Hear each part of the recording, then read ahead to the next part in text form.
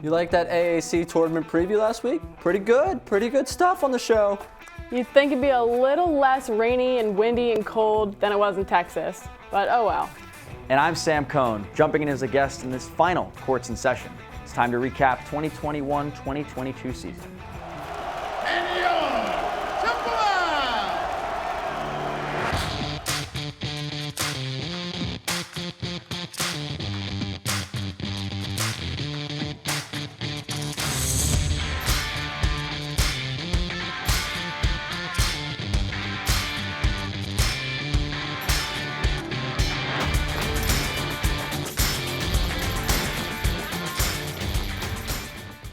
Eight months until another hoop season tips off. Maybe by that point we'll have jobs. Hello and welcome into the final edition of Courts in Session. She's Sage Hurley and I'm Ray Dunn, aka two nervous seniors in their final college show. And to recruiters that may be looking to fill a sports reporter position, I'm also known as Sage Hurley TV at gmail.com, graduating in May 2022 with a degree in journalism and a certificate in Spanish. You could also say I'm #open to work. But all this future talk is choking me up already, so let's take a look back on Temple's 2021-2022 basketball season. Enough about us. Our swan song was a pretty dull AAC tournament. Tulsa beating Wichita State was the only upset based on Vegas odds, and only 3 games saw the lower seed actually win. The one thing I enjoyed was seeing my standout player Jalen Duren drop 21 points and pull down 20 rebounds in Memphis' second round win over UCF. Now talk about dull. The Owl season was over within 8 hours of our plane touching down in Texas. From my seat on the sideline at Dickies Arena, it was a painful 40 minutes of basketball for the Owls. From turnovers to a season worst in offensive woes in the first half, it was a lackluster ending for the Owls, falling 69-60 to the Green Wave. Taking a look at the tourney, Tulane kept it close early with Houston, but was blown out. SMU was the higher seed and even held a late lead, but Memphis came back and beat the Mustang just miles from SMU's campus. All of it set up for a Memphis-Houston final. Freshman phenom Jalen Duren had a double-double and kept the Tigers close, but Kyler Edwards and crew had the Cougars on a date with destiny. It's Houston, as it was all season long, atop of the American Athletic Conference. Now Houston was a shoo-in for the big dance, and they're seated high at number 5.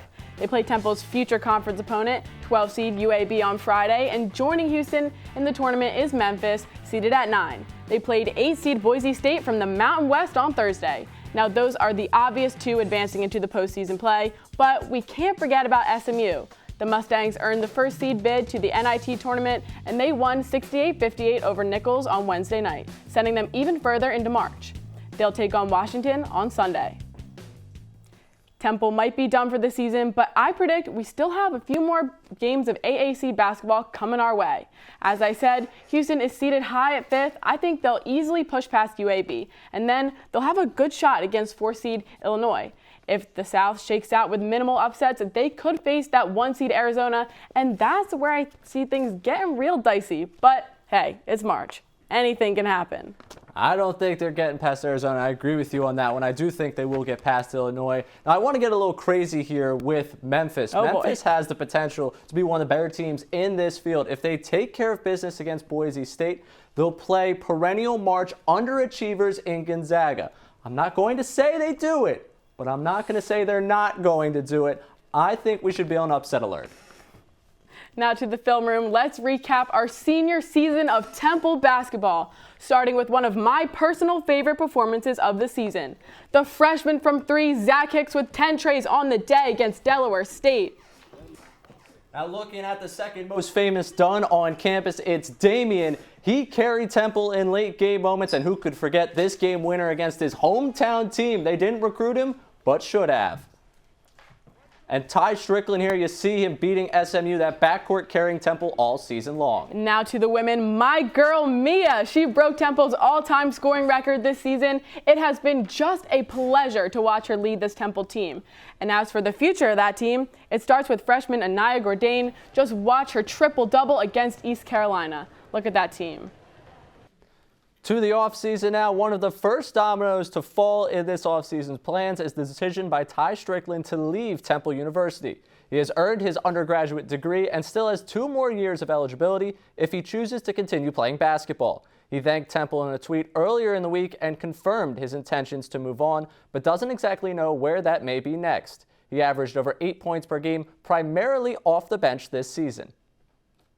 As the transfer talk and future outlook conversation begins to intensify, it's important to get an expert's opinion. We brought in reinforcements in the form of our great friend, Sam Cohn, fondly known as Cone Zone around these parts. He also covers Temple hoops for the Philadelphia Inquirer. Welcome to TV3, Sam. Thanks so much for having me, guys. Happy to be here. So I'll start you off with a softball. After the news about Ty Strickland, what pieces do Temple need to make some success next season?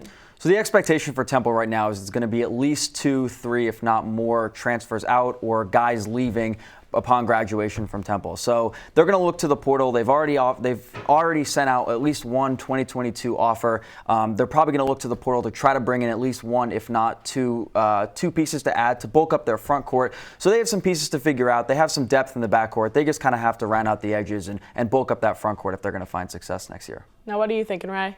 I'm thinking right along with what he said. The front court is where I'm really going to focus on because you saw a lot of minutes dispersed throughout the season to a lot of different guys, but Nick Jourdain was the only one that really took a step forward in my mind and showed you something beyond what he'd already shown you in years prior. And I think with only him taking a step forward, that means they need to go to the outside. They need to get more talent there. Now let's switch gears a little bit to the women. They didn't find very much success in the postseason this year, or they haven't in recent years at all. And Tanya Cardoza is the winningest coach in Temple basketball history for the women, but you wouldn't really know it. What do you think the women need to do to make a change in the program? Well, I'll defer to Sam first on this one. I mean, simply put, Tanya Cardoza was pretty blunt after their conference tournament loss, saying that she felt like that team underachieved, which when you have one of the best players in the conference, when you have a freshman putting up triple doubles and you have pieces that can contribute at both ends of the floor, that team should be winning games and they should be making a run in the conference tournament. So to say they underachieved, I think, is an understatement. The future of Temple women's basketball is, can they replace the scoring of Mia Davis? Tanya Cardoza had said that a lot of their offense revolves around her success. If she's not successful, the team isn't successful. They're not going to have her next season. So how do they make up for lost production? But on top of that, they've been 63 and 79 in the 5 years that Mia Davis has been here. You have one of the all-time greats for Temple women's basketball, and you finished 16 games under 500 in a 5-year stretch. They haven't won a tournament game in nearly a decade, and Tanya Cardoza has never won a conference championship, whether it be the A10 or the AAC. Over the last 14 years, you haven't seen this program take that next step, and with Arthur Johnson looking to win championships, that's what he keeps saying, you have to question what the future of it looks like in just terms of who's in charge. So it looks like Temple needs to make some changes on both the women and the men's side to find some success next season. Thanks for joining us, Sam. Happy to be here. Thank you so much, guys. Well, that does it. We're at the buzzer of our anchoring careers. There's so many people to thank and so many memories that come to mind. I grew up on the Big Five. When I was younger, I was a St. Joe's fan. Fran Dunphy's 2008 Temple A10 championship team beat the Hawks, and I cried over it. Covering this team allowed me to tell him that to his face.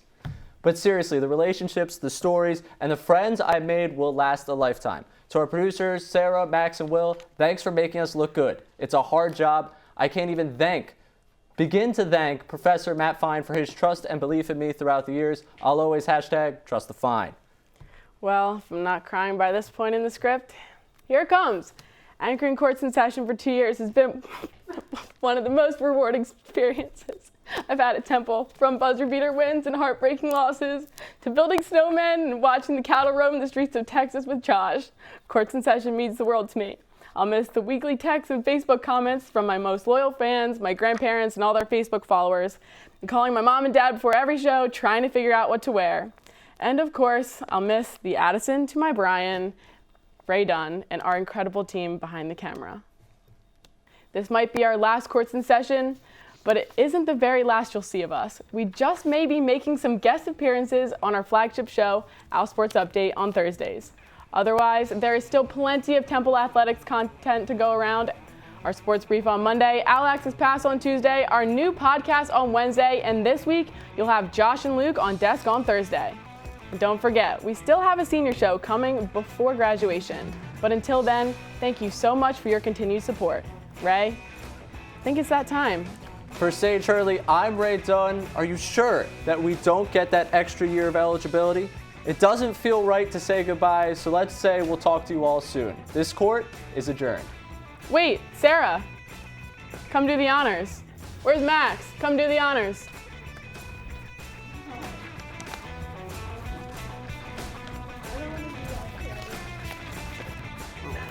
All right, guys, bad news, lost the gavel.